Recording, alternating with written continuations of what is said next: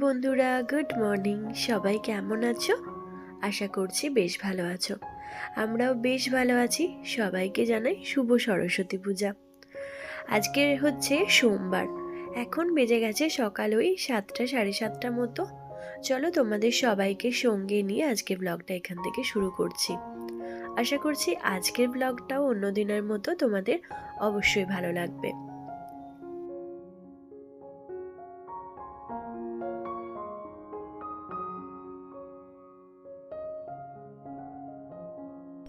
সকালে কিন্তু আজকে অনেকক্ষণ ঘুম থেকে উঠেছি, প্রায় 6টা বলতে পারো। তো ঘুম থেকে ওঠার পর বেশ কিছুটা কাজ ছিল যেগুলো করে নিয়েছি। কাজের মধ্যে সব থেকে বড় কাজ ছিল আমি যেখানে সরস্বতী ঠাকুরটাকে বসাবো সেখানটা একটু সুন্দর করে গুছিয়ে নেওয়া। তো সেটাই প্রথমে করে নিয়েছি। তবে সকালবেলাতে উঠেই আমি স্নানটা সেরে নিতে পারিনি। তখন আমি নাইটিটা চেঞ্জ করে নিয়ে আমি সমস্ত সরস্বতী যে জায়গাটা সেখানটা সুন্দর করে গুছিয়ে নিয়েছি। তো তারপর ওই সমস্ত কিছু রেডি করে ফল টল যেগুলো এনেছিল সব ধুয়ে রেখে, তারপর ফুল সমস্ত কিছু জোগাড় করে রেখে তারপর এই যে বিছানাটা গুছিয়ে নিচ্ছি। আজকে তো চাটা খাওয়ার ব্যাপার নেই, তাই সকালবেলা তোমাদের দাদাকে আমি 1 কাপ চা করে দিয়েছিলাম, তো ও খেয়ে নিয়েছিল। তারপর আমি এই যে স্নান টান এবার সারবো আর সোজা চলে যাব পুজোতে। এই যে দেখো, পুজোর মালা এই সমস্ত জিনিসগুলো এখানটা আমি সাজাচ্ছিলাম। তো এইটুকুই জাস্ট করে রেখে গেছিলাম, তারপর আর বেশি কিছুটা করা হয়নি। এই যে স্নান টান সেরে এসে আলপনা দিয়ে দিয়েছি, পুজোর মা সরস্বতীকে বসিয়ে দিয়েছি, ফুলের মালাটা গেঁথেছি, তার সঙ্গে ফল কেটেছি, সমস্ত জিনিসটা তারপর এসে রেডি করেছি। এই যে ফুলের জায়গাটা, এটা আমি ভেবেছিলাম আগের দিন রাতে ঠিক করে রাখবো, কিন্তু করে উঠতে পারিনি জানো তো। কারণ কালকে রাতে বেশ কিছু কাজ ছিল, তো তারপর সেই সমস্ত কিছু গোছাতে গিয়ে আমার আর কালকে ওটা করে রাখা হয়নি। প্রত্যেক বছর আমি কি করি, আগের দিন রাত্রেবেলা যখন সন্ধে দেখাই, তো তারপর থেকে সন্ধে দেখানো হয়ে যায়, রাত্রে রান্না টান্না করে নিয়ে আমি চেঞ্জ করে নিয়ে আমি সরস্বতী যেখানে পা বসাবো তো সেই জায়গাটা ঠিক করে রাখি। তারপর ওখানটা ফুল দিয়ে সাজিয়ে নিই, আলপনা দিয়ে নিই, ওখানটা মুছে পরিষ্কার করে একদম রেখে দিই। তবে এবারে আর সেটা হয়ে ওঠেনি। বেশ কিছু যে বললাম কারণ ছিল সেই সবের জন্য। আজকে ওই জন্য সকালবেলা থেকে উঠে এই সমস্ত কিছু কাজটাই করেছি। তারপরে এই যে দেখো, আমার মা সরস্বতীর পুজো হয়ে গেছে। আর ওখানে দেখলে আমার 2 সরস্বতী বসে আছে, একজন তো ভ্যাবলার মতো বসে আছে আর একজন কাঁদছে। দুজনে ওই কাণ্ডই করে জানো তো। একজন কান্না জুড়েছে কিসের জন্য জানো, আমার কোলে বসে বসেও পুজো করবে। এবার আমি বলেছি আমি পুজোটা করে নিই, তারপর তোমায় কোলে নেব। সেইটা তার কিছুতেই হবে না, সেই জন্য সে কান্না জুড়েছে। চলো ঝটপট করে পুজো করে এসে একটু প্রসাদ খেয়েছি। প্রসাদ খাওয়ার পর এই যে সমস্ত কিছু জিনিস বার করে রেখেছি, রান্না করতে হবে। আজকে রান্নার তো প্রচুর চাপ, কারণ আজকে ষষ্ঠীর রান্না করতে হবে, সঙ্গে আজকে রান্না করতে হবে। তো সেই সব মিলিয়ে সমস্ত কিছু দেখো আমি কালকেই কেটে রেখেছিলাম। তো এগুলো সব কেটে, সবজি কেটে, মশলা বেটে সব কিছু রেডি করে রেখেছিলাম, যাতে সকালবেলা উঠে আমাকে খুব একটা তাড়াহুড়ো না করতে হয়, আর সব কিছু নিয়ে যেন ছুটে বেড়াতে না হয়। আসলে কি বলতো, পুজোটা একটা সময়ের মধ্যে ছিল, সেই সময়ের মধ্যে পুজোটা করতে হবে, তার জোগাড় যন্ত্র সমস্ত কিছুটা করতে হবে। এবার সেই সমস্ত করতে গিয়ে তারপর সবজি কেটে রান্না করা, সব কিছুটা একা হাতেরটা না পসিবল হয়ে ওঠে না। তো সেই জন্য ভেবেছিলাম যে কিছু কাজ এগিয়ে রাখলে সেক্ষেত্রে আমার কিছুটা সুবিধা হবে, আর তার জন্যই কালকে সবজিগুলো সব আমি কেটে রেখেছিলাম। তো রান্নার মধ্যে প্রায় বেশ কিছু রান্নাই করে নিয়েছি, অফ ক্যামেরাতে তোমাদের সঙ্গে দেখাতে পারিনি। এখন হচ্ছে আমাদের জন্য একটু মাছের ঝোল বানাচ্ছি, তোমাদের দাদার আর আমার। আমার ইন্দু আর বিনিশোনা দুজনে মিলেই চলে গেছে ফ্ল্যাটে, যেখানে আমার কাকা শ্বশুর আর আমার ভাসুর দুজনেই থাকে। তো ওখানে চলে গেছে আজকে, ওখানে ওদের নিমন্ত্রণ আছে। আমাদেরও ছিল, আসলে ওখানে সরস্বতী পুজো হয়, তো প্রত্যেক বছরই আমরা ওখানে খাই। আমি কোনো বছরই রান্না করি না আজকের দিনেতে, তো এবছর আর যাইনি বলতে কি বলো তো, রান্না আছে তো কালকে, তো সেই সমস্ত কিছু করে আমি আর পেরে উঠিনি। সেজন্য আমি বললাম আর খেতে যাব না এবারে। আর প্রত্যেক বছর আমার যাওয়া না হলেও তোমাদের দাদা যায় আর গিয়ে ও আমার জন্য খাবারটা নিয়ে আসে। তো এই বছর মনে হয় ওরও হবে না, ওরও মানে কাজ আছে, তো সেই জন্য ও হয়তো যেতে পারবে না। যদি যেতে পারে তবে হয়তো নিয়ে আসবে বলেছিল, তবে তারপর আমাকে বেলার দিকে ফোন করলো যে আমি যেতে পারবো না। তো তখন আমার আর ওর মতো একটু করে আমি তরকারি বানাচ্ছি। এটা হচ্ছে ফুলকপি আলু দিয়ে মাছ দিয়ে ঝোল করব আমার আর ওর। আর সেটা পেঁয়াজ রসুন দিয়ে, আজকে যেহেতু পেঁয়াজ রসুন খাবো না, তো তো সেই জন্য পেঁয়াজ দিইনি, একটু কালো জিরে ফোড়ন দিয়ে ফুলকপি আলু সেটা হালকা ওই ভেজে নিয়ে সেটা দিয়ে আজকে রান্নাটা করে নিচ্ছি, মাছ দিয়ে ঝোল করে নেব। তো এরপর সমস্ত রান্নাই টুকটুক করে করে নেব, চলো দেখতে থাকো।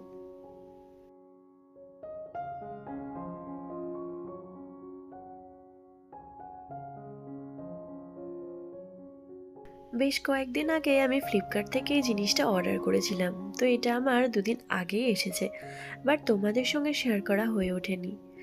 তো চলো এখনই তোমাদের সঙ্গে শেয়ার করি। এটা হচ্ছে 3টে প্রিন্টেড ছুরি। ওই যে ছুরিগুলো ফ্লিপকার্টে এখন খুব দেখাচ্ছে না, ওইগুলো আমি কবে থেকে ভাবছিলাম ওগুলো নেব, কিন্তু আমি অর্ডার দিচ্ছিলামই না। আসলে মনে হচ্ছিল অর্ডার দেবো কি দেবো না, ভালো হবে কি হবে না, এরকম করে করে যা হোক অর্ডারটা দিয়েছিলাম। তো তারপর ছুরিগুলো এসেছে, এত ভালো দেখতে যে কি ভালো লাগছে দেখতে। তিনটে শেপের, একটা হচ্ছে চপার, আর দুটো হচ্ছে একটা একটু বড় ছুরি আর একটা একটু ছোট। তো সবগুলো দিয়েই কাটা যাবে, মোটামুটি ভালোই ধার আছে ছুরিগুলোতে। দেখে তো একদমই বোঝা যাবে না যে এগুলো ধার আছে, কিন্তু বেশ ভালোই ধার।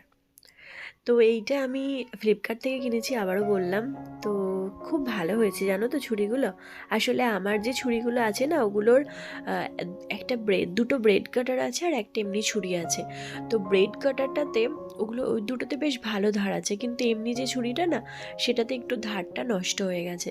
আসলে সমস্যা কি হয়েছে, এই যে আমার কাটার বোর্ডটা তো তখন ছিল না, তো আমি এমনি নর্মাল ছুরিতে এমনি কাটতাম, তো যার ফলে আমার ছুরির ধারটা নষ্ট হয়ে গেছে। সেই জন্য আমি মানে ভাবছিলাম ছুরি অর্ডার করব কি করব না, এরকম করে করে অর্ডারটা করেছি। যাক, ছুরিটা কিন্তু বেশ ভালো। তো টমেটোগুলো আমি একটু জলে ভিজিয়ে রেখেছিলাম, টমেটো চাটনি করতে হবে সেটা তো ভুলেই গেছি। সব সবজি কেটে রেখেছি, বাট টমেটোটাই তখনও কাটা হয়ে ওঠেনি। তো সেই জন্য ভাবলাম টমেটোটা এক্ষুনি কেটে নিই, কারণ এক্ষুনি কেটে রান্নাটা করে নিলেও চলবে। মোটামুটি আমার সব রান্না হয়ে গেছে, ওই যে বলছি সব রান্নার মধ্যে রান্না করেছি কালকের জন্য যেটা, সেটা হচ্ছে পোস্ত, একটু ভাজা ভাজা করে পোস্ত, সঙ্গে বাঁধাকপির তরকারি, আর হচ্ছে মাছের ঝাল। আর আজকের জন্য করেছি মাছের ঝোল ফুলকপি দিয়ে আলু দিয়ে, আর তার সঙ্গে হচ্ছে আমাদের গাছের বেশ সুন্দর লাউ শাক হয়েছে, তো সেই লাউ শাকের একটু পোস্ত। তো লাউ শাকটা তোমাদেরকে দেখাবো বলে দেখানো হয়েই হচ্ছে না জানো তো, এত সুন্দর লাউ শাকগুলো হয়েছে যে কি বলবো। মানে আমাদের বাড়ির বাইরে দিয়ে তো বেরিয়ে চলে গেছে অনেকে, ওই দিক দিয়েও কেটে নিয়ে চলে যায়, কারণ ওইদিকে বেশ ভালোই নাগাল পাওয়া যায়। আর সঙ্গে ওদিক থেকে বেশ ভালো সুন্দর ঝুলছে লাউ, যে ডগগুলো হয় সেগুলো, ডগাগুলো, তো সেখান থেকে কেটে নিয়ে চলে যায়। তো আমাদের সেরকমভাবে তুলে খাওয়াই হয়নি, আজকে আমি প্রথম তুললাম খাবো বলে। আর ওই যে একদিন নিয়ে গিয়েছিলাম শ্বশুর বাড়ি, সেটা তো দেখেছো। এদিকে মাছের ঝোলটা, আলু আর ফুলকপিটা সিদ্ধ হয়ে গেছিলো, মাছটা ভেজে তো আগেই রেখেছিলাম, যখন ঝাল করব বলে মাছগুলো ভেজেছিলাম তখনই মাছটা ভেজে রেখেছিলাম। তো এবার মাছ ভাজাটা দিয়ে একটুখানি ফুটিয়ে নিয়ে নামিয়ে নেব। বিনিশোনা গেছে, কতটা কি খেতে পারবে বলতে পারছি না, কারণ এমনিতে বাড়িতে একটু খাদ্য বসে টুকটুক করে খেয়ে নেয়, কিন্তু একা ওখানে খেতে পারবে না কি জানি না। তবে আমার কাকা শ্বশুর আছে, তো কাকু নিজেই ওকে খাইয়ে দেবে, কারণ কাকুই যখন দায়িত্ব করে নিয়ে গেছে, আর কাকুর সঙ্গেও বেশি কমফোর্টেবল থাকে জানো তো, কাকুকেও ভীষণ ভালোবাসে। তো একটা মজার কথা বলি তোমাদের, কাকুকে ভালোবাসা নিয়ে। একদিন যেদিন আমার জন্মদিন ছিল, ওই 8 ডিসেম্বর, তো সেদিন অনেকেই এসেছে বলতে আমার ওই যে কাকুর ছেলে দেওর ও এসেছিল, সঙ্গে হচ্ছে আমার জায়ের মেয়ে এসেছিল, আর আমার দুটো ভাই এসেছিল। তো এরা সবাই এসেছিল।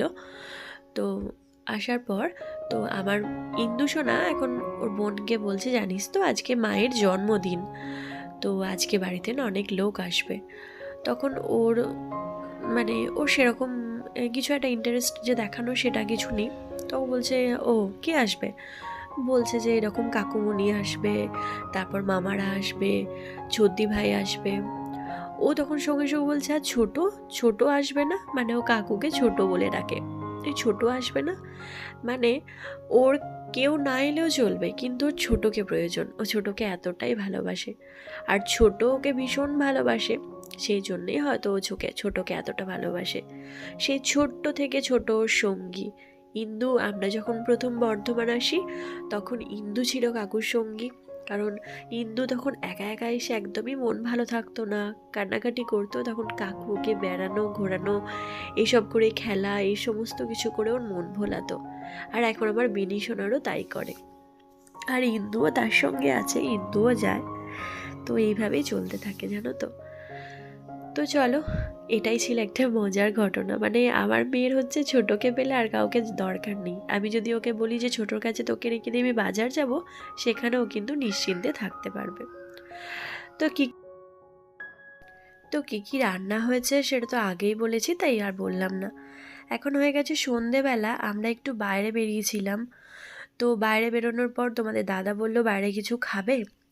তো সেই হিসেবে আমি বললাম বাইরে কিছু খাবো না, তাহলে চলো খাবারটা নিয়ে যাই, বাড়ি গিয়ে খাবো। সেই মতো আমরা চলে গিয়েছিলাম ক্যান্টিন 2-তে। আর ওখানে গিয়ে আমরা অর্ডার দিয়েছিলাম মশালা কুলচা, আর সঙ্গে হচ্ছে পনির দো পেঁয়াজা। তো এই রেসিপিটা খেতে, পনিরের এই রেসিপিটা খেতে আমার ভীষণ ভালো লাগে। আমি অন্য কোনো রেসিপি খাই না, শুধুমাত্র এই রেসিপিটা খাই, কারণ আমার খুব ভালো লাগে। আর মেয়েদের এবেলাও নিমন্ত্রণ আছে, তাই ওরা গেছে, আবার এবেলাও কাকু নিয়ে গেছে। আর কি বলতো, ওদের মানে ওদের চিন্তা ভাবনা হচ্ছে আমরা যদি বাইরে কোথাও খাই, তো তখন মানে ওদের দু বোনে যদি নিমন্ত্রণ থাকে, সেক্ষেত্রে আমাদেরকে, আমরা বাড়িতে সবসময় কি করি, ওই একটু আলু সিদ্ধ ভাত এরকম ভাতে ভাত করে খেয়ে নিই। সেটা ওদের খুব কষ্ট লাগে, কারণ বাইরে ওরা ভালো ভালো খেয়ে আসে, সেখানে আমরা যদি আলু সিদ্ধ ভাত খাই ওদের খুব খারাপ লাগে। একবার তো মাংস এনেছিলাম, মাংস এনেও রান্না করিনি, তো ভাতে ভাত করে খেয়েছিলাম। আসলে আমাদের কি মনে হয় যে ওরা থাকবে আর আমরা খাবো না, তো সেই হিসেবে ওরা না থাকলে আমরা খাবো না, খেয়ে নেবো, সেটা আমাদের কীরকম একটা লাগে, সেজন্য আমরা খাই না। কিন্তু ওদের আবার মনটা এরকম হয়। সত্যি ছোট বাচ্চা ওরা কতটা, তারপরে ওদের মনে এরকম হয় যে মা, আমরা ভালো খাচ্ছি, সেরকম অনুসারে মা বাবাদেরকেও ভালো ভালোই খেতে হবে, না হলে ওদের মনটা খারাপ হবে। একবার কি হয়েছিল, আমার ইন্দুকে আমার ভাই নিয়ে গিয়েছিল, মানে বাইরে খেতে নিয়ে গিয়েছিল। সেই সময় আমার একটু অসুবিধা হচ্ছিল, তাই আমি যেতে পারিনি। বাড়ি এসেও ভীষণ কেঁদেছিল, কারণ কি মা যেতে পারেনি, মা খায়নি, সেই জন্য। আমার ইন্দুটা এরকমই। এখন আমার বিনি সোনাও এরকম হয়ে গেছে।